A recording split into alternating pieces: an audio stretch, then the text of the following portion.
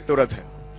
हम लोग जब आए थे तो हमें लगा था कि राज्यपाल महोदय का अभिभाषण होगा और उसमें बिहार की जनता की उम्मीदें होंगी, आकांक्षाएं होंगे, सपने होंगे और साल भर से जनता जिन सवालों को लेकर के जूझ रही है उसको हल करने के कुछ उपाय होंगे। लेकिन बहुत विस्तार से मैंने उसे पढ़ा और कई बार पढ़ा कल से, लेकिन मुझे लगा कि उन समस्याओं को हल करने की दिशा में कोई बात नहीं हुई है। बिहार की कई बड़ी समस्याएं जो हम लोग लगातार देखते रहे हैं, शिक्षा के सवाल पर बड़ी बड़ी बातें हुई हैं। उसमें है कि महिलाओं को इंटरमीडिएट पास करने पर 25,000 रुपया दिया जाएगा, ग्रेजुएशन पास करने पर 50,000 रुपया दिया जाएगा। लेकिन महोदय, शिक्षक दिया जाएगा कि नहीं दिया जाएगा इसकी कोई चर्चा नहीं है। क्या पैसे देने मात्र से हमारी लड़कियां शिक्षित हो जाएंगी? क्या विद्यालयों में, महाविद्यालयों में शिक्षकों की जरूरत नहीं है? एक भी महाविद्यालय में लेबोरेटरी नहीं है, लाइब्रेरी ढंग से काम नहीं करता, शिक्षक नहीं है, आप सिर्फ पैसे बांट रहे हैं, लॉलीपॉप दे रहे हैं।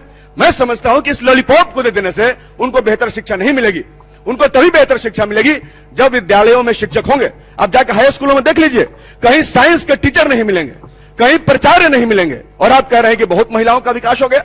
ठीक है, आप 25,000 50,000 दे रहे हैं, उनकी चिंता कौन करेगा? हमारी आशा कर्मी बहनों की एक पैसा आप नहीं देते, लगातार वो आंदोलन करते हैं, उन पर लाठियां चलाते हैं। क्या वो महिलाएं नहीं है?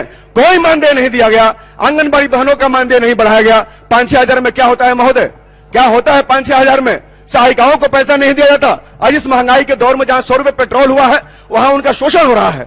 दूसरी बात महोदय, रोजगार की बात, जिस पर लगातार बिहार का नौजवान संघर्ष कर रहा है। 19 लाख रोजगार देने की बात हुई, लेकिन नौकरी के नाम पर कहा गया कि लोन देंगे। लोन देने की तो बात नहीं हुई थी, बात हुई थी नौकरी देने की। कहां आपने नौकरी दिया? कई सारे पद खाली हैं, कहीं बहालियों की बात नहीं है। पूरा का पूरा अभिभाषण में नौकरी कहां है, इसको हम लोग खोजते जा रहे हैं। नौजवान सवाल पूछ रहा है कि भैया नौकरी मिलेगा कि नहीं मिलेगा? आप बताइए कहां नौकरी है, कहां नौकरी दे रहे हैं आप? यहां लगातार लोकतंत्र की हत्याएं हो रही हैं। अभी पिछले दिनों सोशल मीडिया को लेकर के एक फैसला बिहार पुलिस की तरफ से आया और कहा गया कि आप फेसबुक पर और सोशल मीडिया पर नहीं लिख सकते। क्यों नहीं लिख सकते? क्या बिहार के नौजवानों को, बिहार की जनता को असहमति का अधिकार नहीं है? और अगर उसको असहमति का अधिकार है तो क्या सोशल मीडिया पर वो अपनी असहमति को प्रकट नहीं कर सकता? आप कह रहे हैं कि आप आलोचना नहीं कर सकते। क्या माननीय विधायक, माननीय मंत्री, माननीय सांसद या किसी बड़े ऑफिसर की आलोचना अगर हम सोशल मीडिया के माध्यम से करते हैं तो ये कहां से गलत है? लेकिन सोशल मीडिया पर लिखने पर रोक लगा दिया गया और कहा गया कि अगर सोशल मीडिया पर लिखिएगा तो आपके ऊपर कार्रवाई हो जाएगी। अभी कहा गया कि धरना प्रदर्शन करने वाले लोगों को सरकारी नौकरी नहीं मिलेगी। महोदय, माननीय मुख्यमंत्री और तमाम यहाँ के जो नेता हैं, मैंने सुना है और बहुत गर्व से वो लोग कहते हैं कि वो जेपी आंदोलन की उपज है।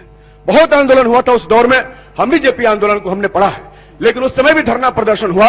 धरना प्रदर्शन कर करके आदमी विधायक हो सकता है, मंत्री हो सकता है, तो धरना प्रदर्शन करके आदमी सरकारी नौकरी क्यों नहीं ले सकता?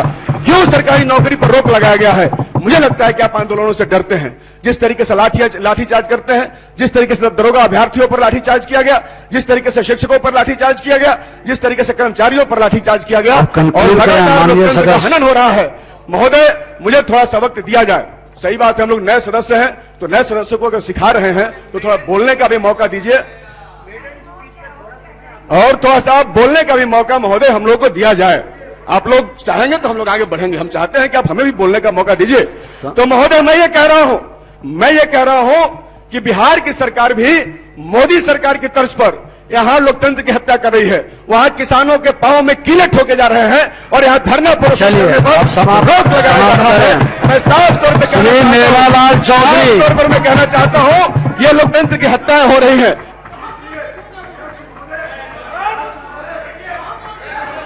श्री मेवालाल चौधरी बोलिए, आप बोले।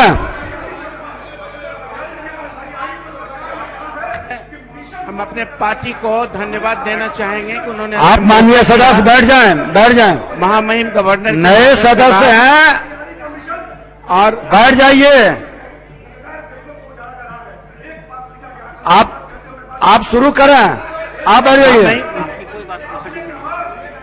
आसन के अनुमति के बिना कोई बात प्रोसीडिंग में नहीं जाएगा माननीय सदस्य।